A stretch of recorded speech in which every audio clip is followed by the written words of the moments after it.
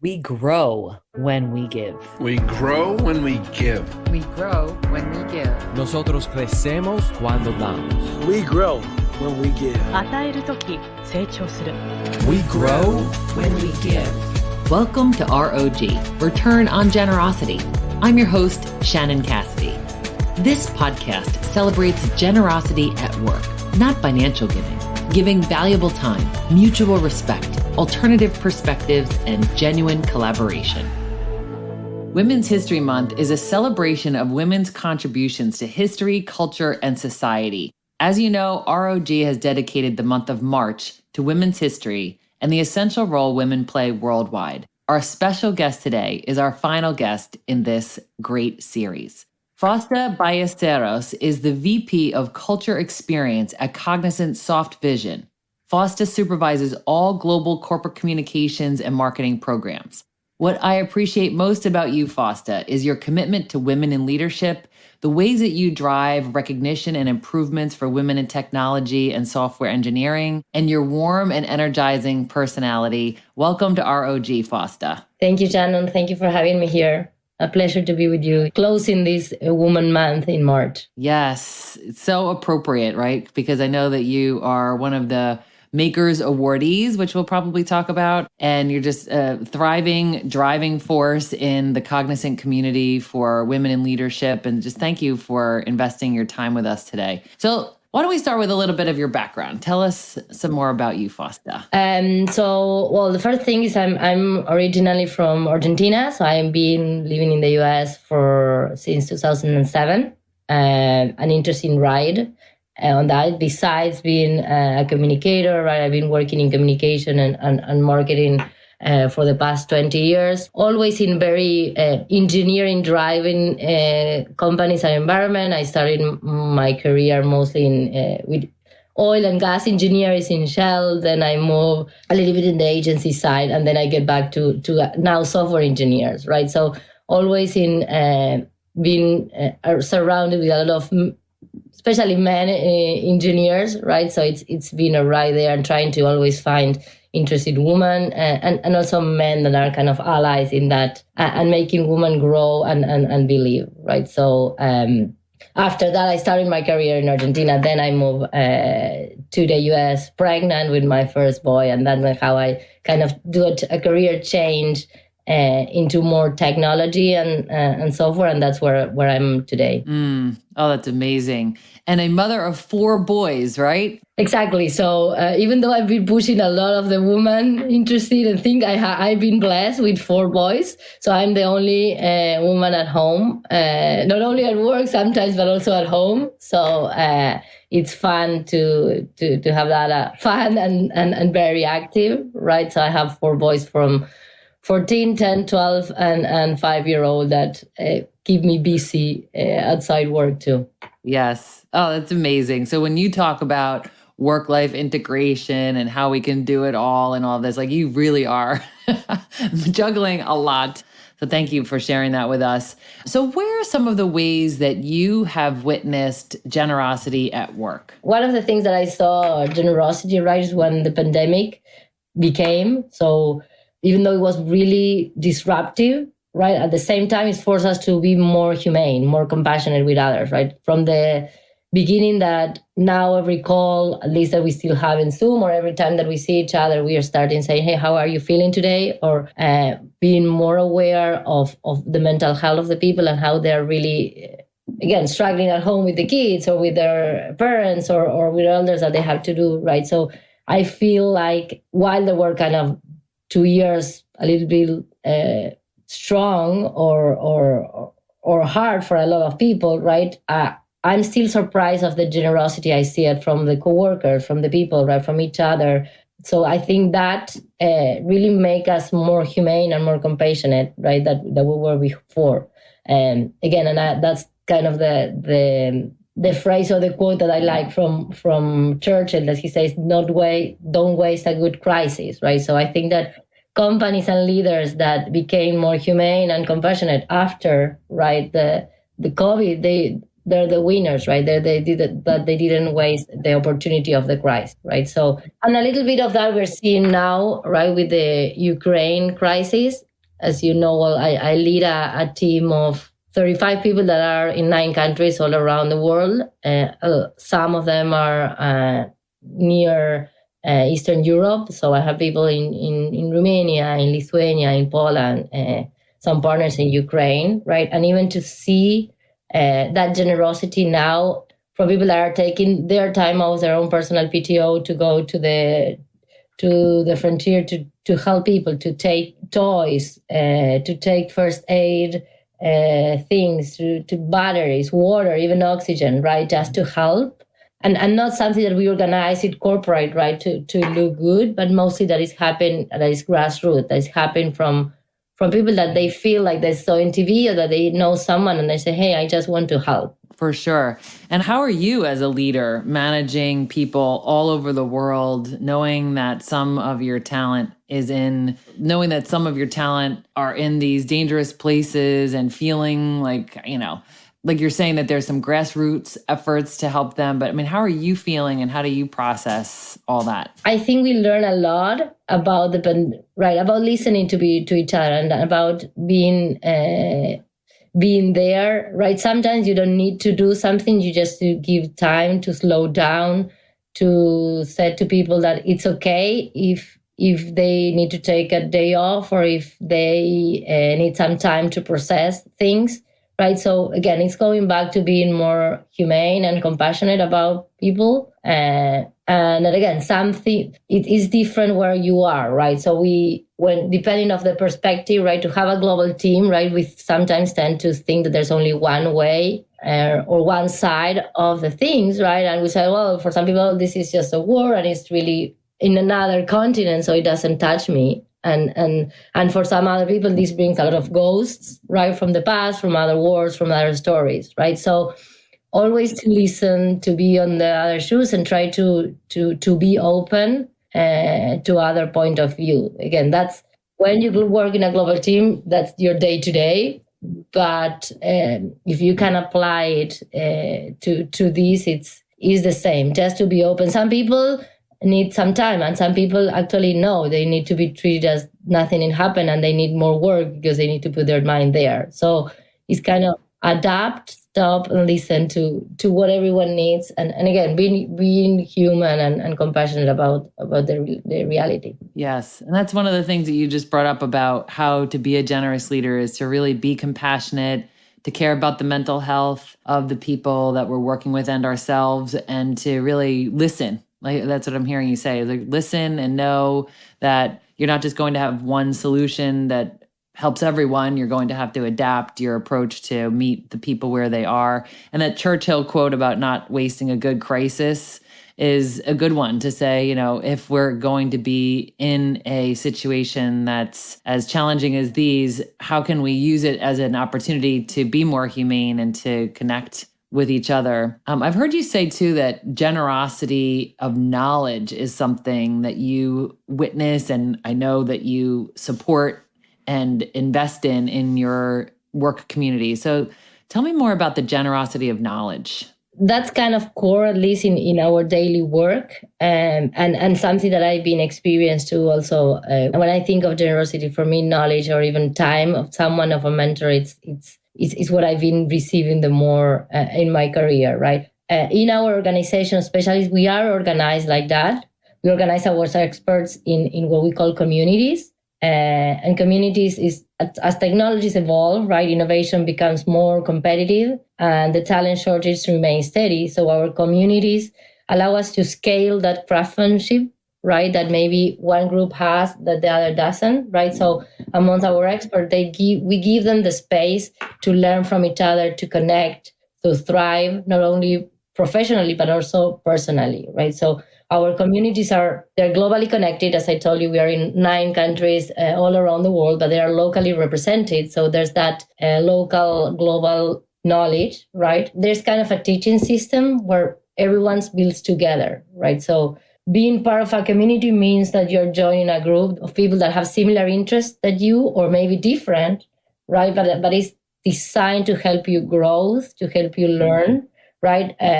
Technology evolves so fast that even what you learn at university, right, it's not enough. So the only way to keep updated, to keep to keep learning was for us to create those communities that, again, that, and everything is very democratic. So the new knowledge is not coming from the leader. It's coming from everywhere. We say, hey, this is a new technology. Let's explore it together. Let's work together. Let's play, right? And then, of course, that knowledge, we then pass it to the clients, right? But for me, it's really nice to see, right, that we are creating this culture in which people expect to learn from each other, and not in an organized way, more from the grassroots, as I'm saying. It really feels like a community. When we come back, Fausta will share about her personal experience with mentoring.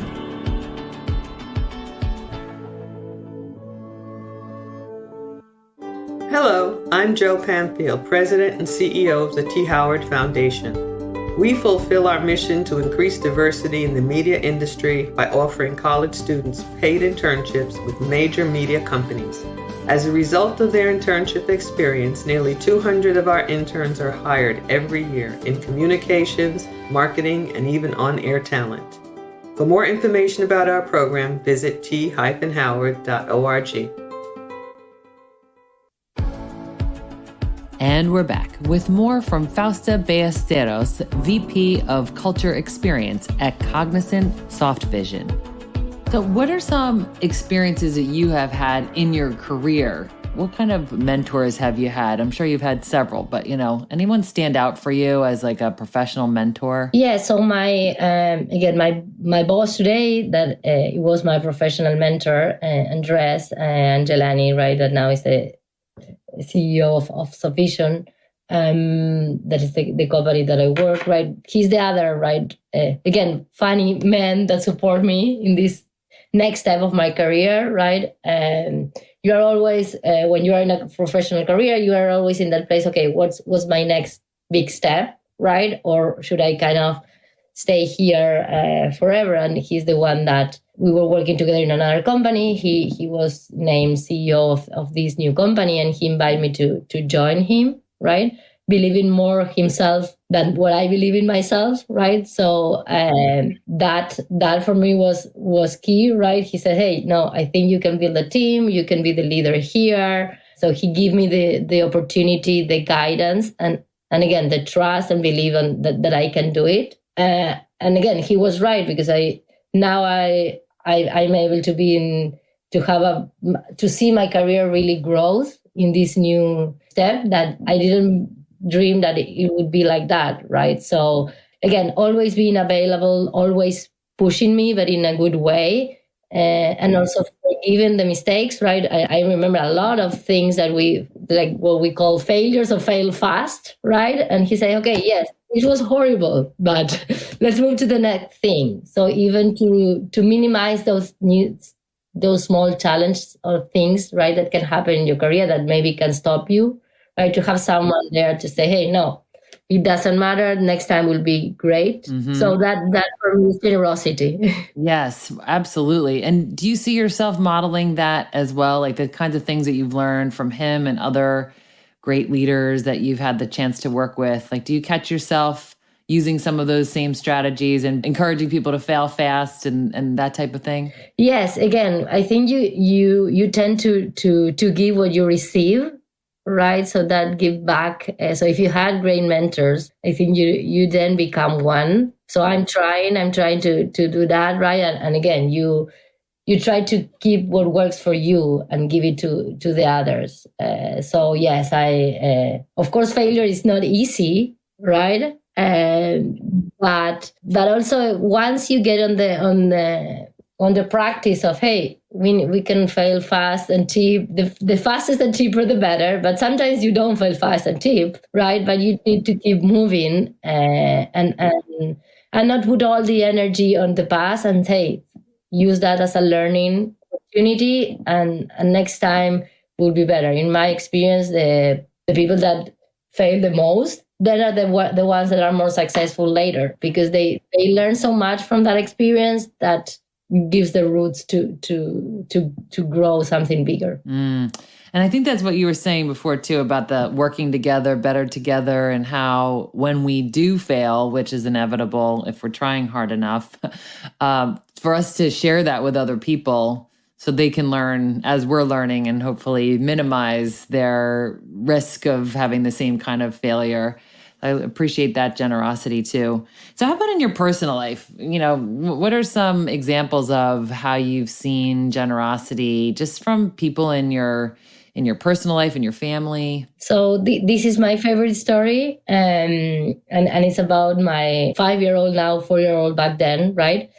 And it's related to that thing again that my dad always say, that you can learn from everyone, right? It doesn't mean that learning comes always from leaders or people that is older or more experienced, right? Learnings and can come from any corner. And so it was one of those days that you finish work and you're very tired. And again, I have to go. I say go out because I work from home now. So I go out from my home office, and one of my kids, Valentin, that is my youngest, was there and saying, "Hey, mom, how are you? What are you? Are you sad? Did you run out of battery?" Right? He's very familiar with iPads and iPhones, right? So I say, yes, well, I ran out of battery, but I can't plug myself, right? Like an iPad or an iPod, and I'm kind of red, that the charging of red, green, and yellow. And say, hey, so how do you recharge yourself if you can't plug? So I I really have got hack from him, right? So I said, well, moms recharge themselves by hacks. So he started hugging me. So I take advantage of that opportunity, and she asked me, hey, are you still red? Yes, I'm still red. You need to keep hugging, right? So now that became kind of a tradition. So I think he also enjoys, like he knows that that's our game. So he said, Mom, do you need batteries now? Right? I think you're yellow. So he comes and hug me. And so, and again, I bring that learning to now my work, right? Because sometimes, even though now we don't see each other in person, right? You can feel when someone is also in red, on yellow, and even when you can charge them, right?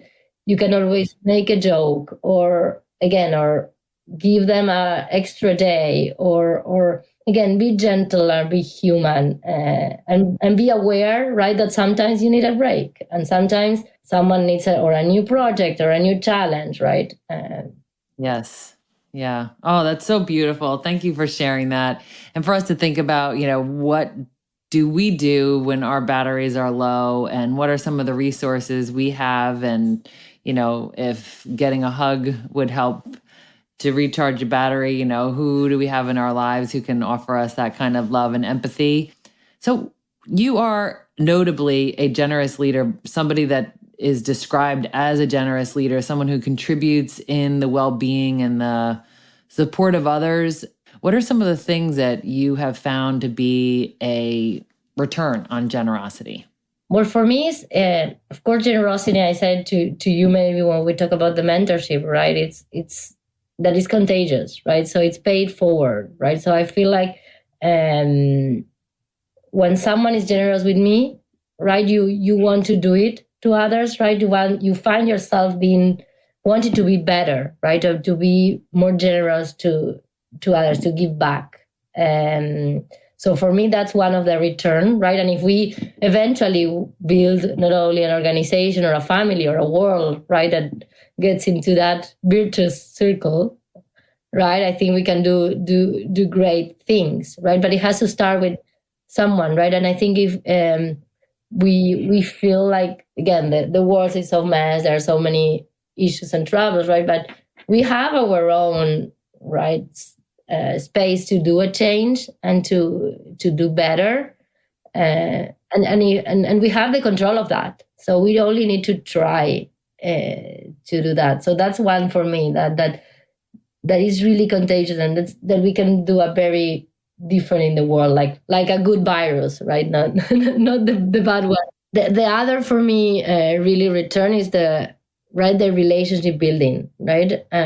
For me.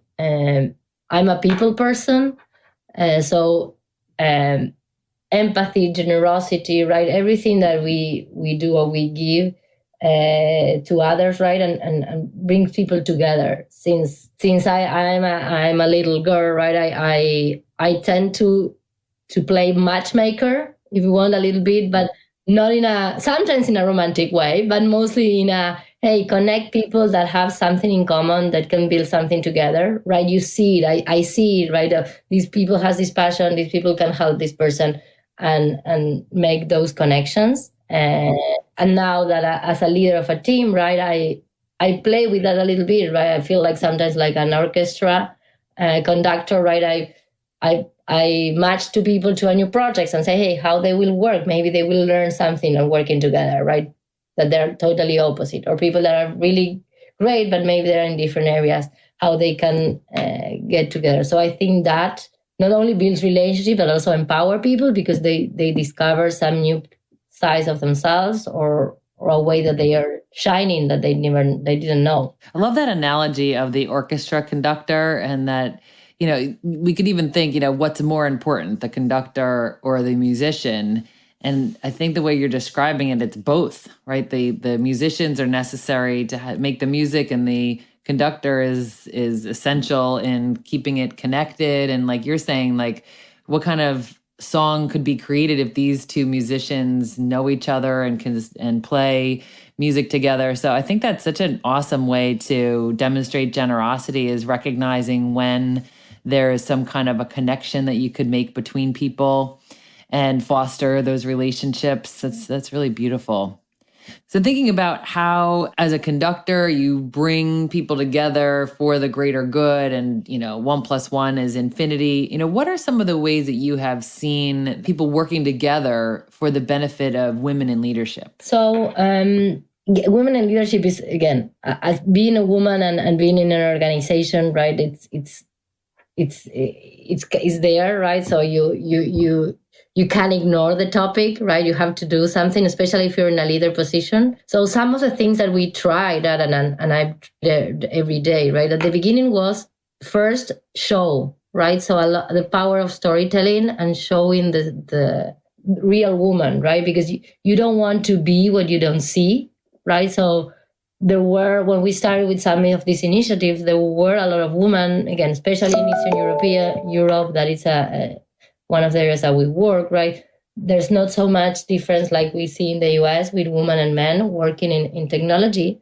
But what we saw is that they're not in the spotlight, right? So there were a lot of women, but they were kind of hiding or not sharing their stories, right? So the first thing that we do is first discover and say, hey, share your story. Your story can be inspired, right?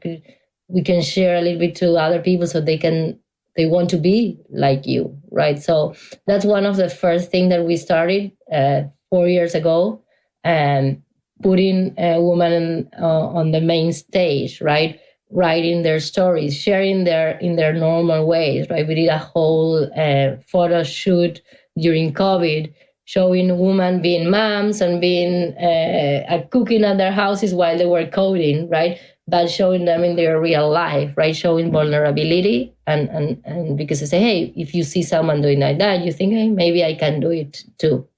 So that's one of the first steps that we did for that. Then the second is really to make them believe, right, that they can do whatever they want, right? So that's the encouragement, where we also have some man allyship there, right? And say, hey, yes, we need more women here. You can do it. It's possible. We believe in you, right? We give you the opportunity. That's incredible.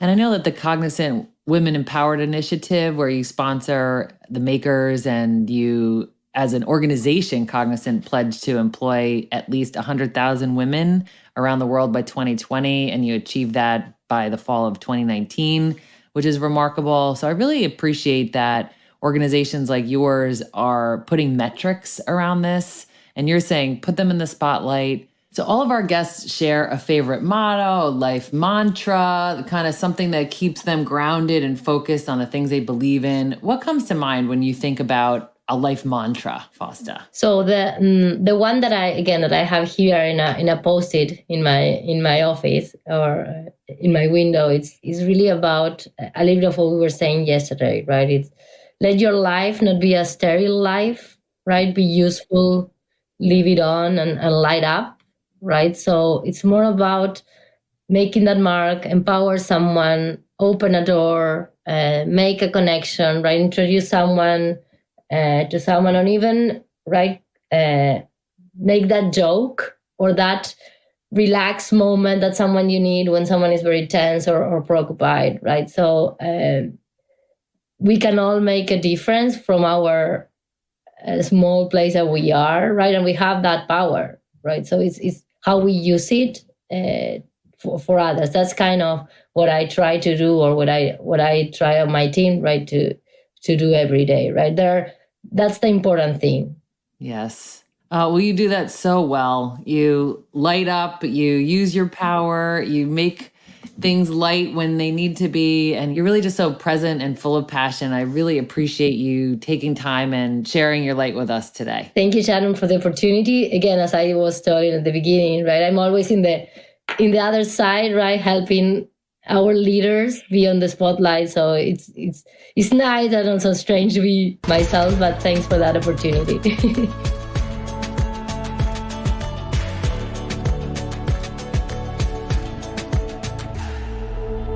ROG takeaway tip: how to apply what we've learned to our own work and lives. Fausta shared so many nuggets of wisdom that we can take into our personal and work lives. Here are 4. Number 1, be humane and compassionate. Fausta shared many examples of what compassionate and generous leadership means. Ask people, how are you doing? And really listen.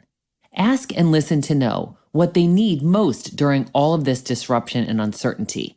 The VUCA world, as it's often described. Some people need time to process. Others need more work to stay busy. Make it your business to know what your team needs and support them in the ways that they feel most supported. Number 2, be the conductor. As an executive coach, I encourage leaders to see themselves in this role very often. Think of your team and organization like an orchestra. You've got so many different types of talent, levels of ability, and interests. Envision yourself as the conductor is a fitting metaphor for generous leadership. Having the vision is knowing what you want the music to sound like and how you see everyone contributing to it.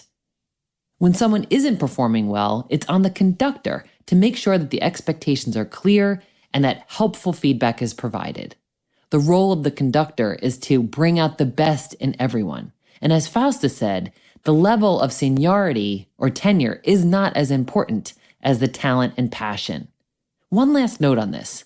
Catch yourself before you pull up a chair in an instrument, when what the organization really needs is for you to stand up and enable others to play. Number 3, charge your battery. Right now, in this moment, is your battery red, yellow, or green? Empty, running low, or fully charged? What do you need in order to maintain a positive charge for you to fulfill your mission? In my work with teams, we focus on energy management. It's the strategic process for maintaining and keeping your battery charged. Try the concept of strategic recovery this week and see if it charges you. It's when you give yourself permission to rest and recharge. Even a 1-minute breathing exercise may be enough. See how it goes. Lastly, number 4, shine your light. One of the benefits of a fully charged battery is the brightness of your light. Let your life not be a sterile life, as Fausta said. Be useful. Leave your light on. Shine bright. Make your mark.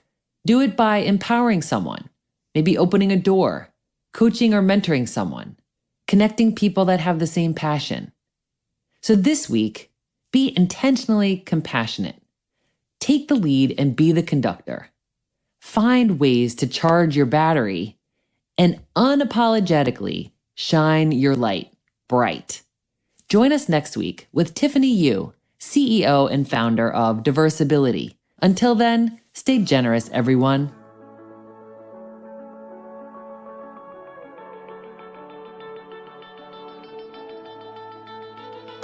Thanks for listening to ROG, Return on Generosity Podcast. Please help us grow by subscribing and reviewing us on your favorite podcast player. And for more information, visit bridgebetween.com. We grow when we give. 우리는 나누면서 성숙합니다. We grow when we give. On rayonne quand on donne. We grow when we give.